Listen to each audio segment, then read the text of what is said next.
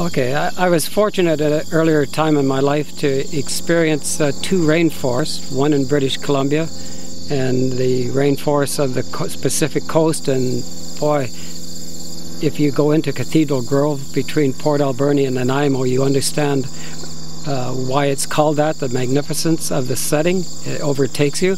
And then another time, my wife and I were hitchhiking up the Amazon, and we ran into the town Leticia on the border of Peru, Colombia, and Brazil, and were introduced to thousands of butterflies that had a symmetry of color, and just the beauty of them captured. That memory stays in my mind. So I come back to Comber, start farming, and I want to bring some of that world onto my farm itself, because why not? I work there every day, make life pleasant, make life enjoyable, let the world evolve, and you evolve with it and learn from it as you go. So that's this farm has probably been a project 30 years in the making, of making it more inviting for diverse species of biology, and I've enjoyed the trip. It's one that's just, I feel like it's just beginning. One way to do that, create habitat for not only pollinators is the story of today, but I create habitat at the same time for birds, habitat for amphibians. So there's mutual benefit all around, and I feel I'm just part of it. I'm not at the center of it.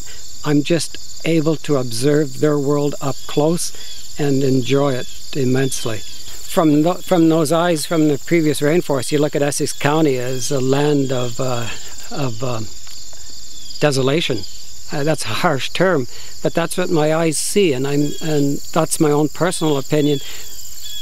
The wealth, the original rich monetary source, came from the lumber industry of Essex, from the woods of Essex County, and what did we do with that wealth? We put it into other things, but we showed no respect that this was the original source of wealth. We don't have 100-acre old-growth forest, which would be a magnificent sight to have, to go back in and see that world that once existed only a short time ago, less than 150 years ago.